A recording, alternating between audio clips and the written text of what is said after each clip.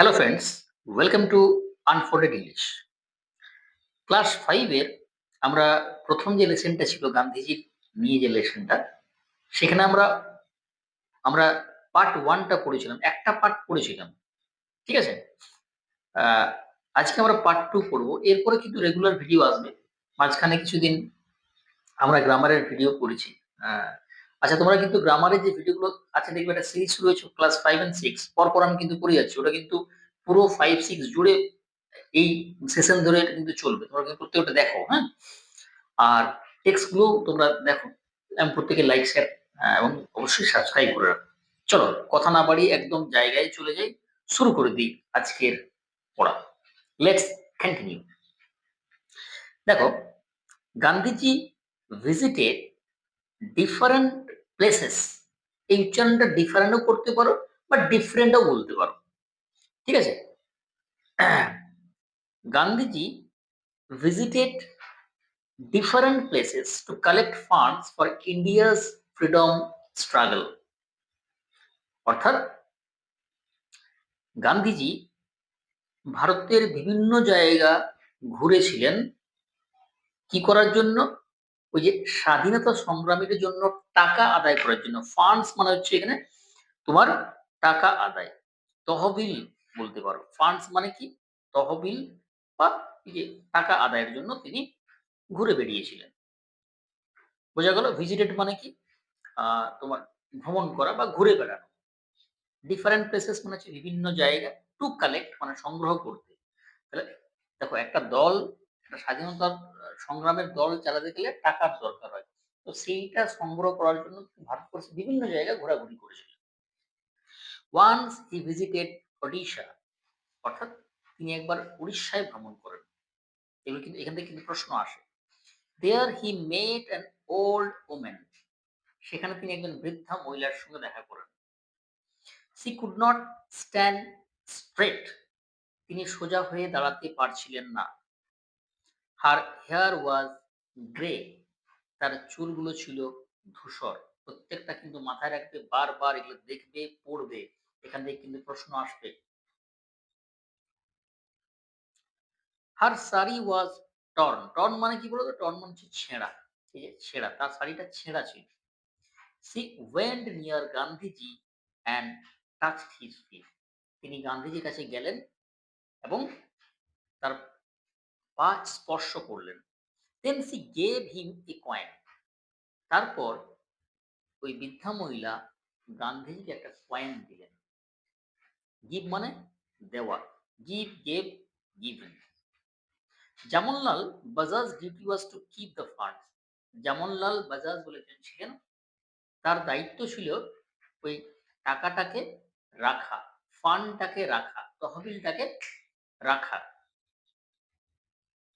He asked Gandhiji for the coin, but Gandhiji refused.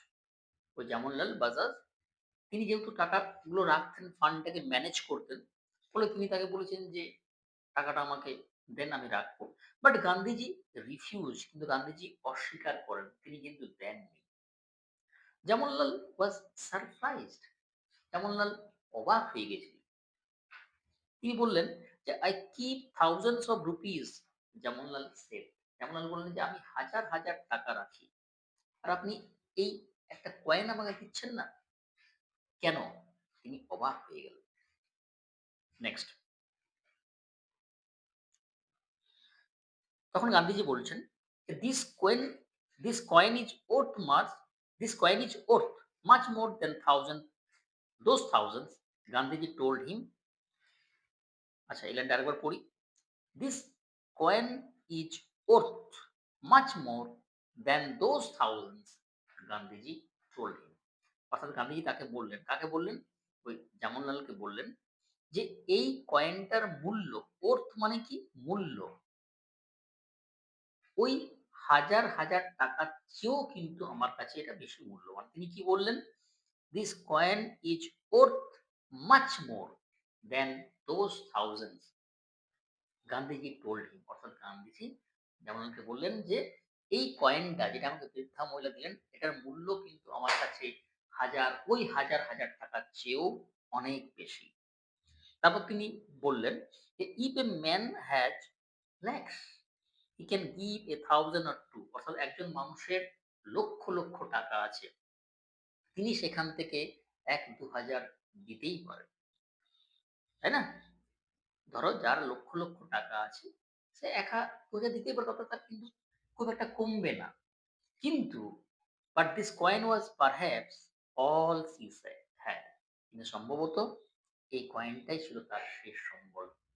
তিনি সেটাও দিয়ে দিলেন। What a great sacrifice! Sacrifice মানে কি? ত্যাগ, give up, কি মহান আত্মত্যাগ। So I value this coin more than a crore of rupees, Gandhiji explain, Gandhiji বললেন, সেই জন্য আমি এই কয়েনটার মূল্য কোটি টাকার চেয়েও কিন্তু আমার কাছে বেশি। অর্থাৎ একমাত্র এই কয়েনটাই ছিল তার শেষ সম্বল। তিনি সেটাও দিয়ে দিলেন। কি মানে কি মানে কত মহান একটা আত্মত্যাগ, তাই না? এইজন্য তিনি বললেন যে, "এই কয়েনটা কিন্তু আমি সারা জীবন আমার সঙ্গে রাখবো। কেন এই কয়েনটা আমার কাছে কোটি টাকার চেয়েও বেশি।" He kept that coin with him forever. তিনি চিরকাল, দেখো লাস্টের লাইনটা পড়ো। He kept that coin with him forever. তিনি চিরকাল, forever মানে কি? ever, চিরকাল তিনি এই যে কয়েনটা তিনি তার সঙ্গে রেখেছিলেন। ঠিক আছে? এটা গেল আমাদের লেসন 1 এর পার্ট 2। আরেকটা পার্ট বাকি রইল। আমরা সেটা নেক্সট ক্লাসে সেটা আমরা কভার করব। ঠিক আছে? আচ্ছা, তোমরা প্রত্যেকেই কিন্তু আ অবশ্যই লাইক, শেয়ার এবং সাবস্ক্রাইব করে রাখো যারা এখনো সাবস্ক্রাইব করোনি। আর যদি কোনো কোথাও বুঝতে অসুবিধা হয় বা তোমাদের আরো বিভিন্ন ধরনের ক্লাস চাই, গ্রামার, রাইটিং, ভোকাবুলারি, তোমরা কিন্তু নিচে কমেন্ট করে আমাকে জানাবে। ওকে? তাহলে ক্লাসটা আজ এখানেই শেষ করলাম। দেখা হচ্ছে পরবর্তী ক্লাসে। Okay? Thank you. Thank you very much.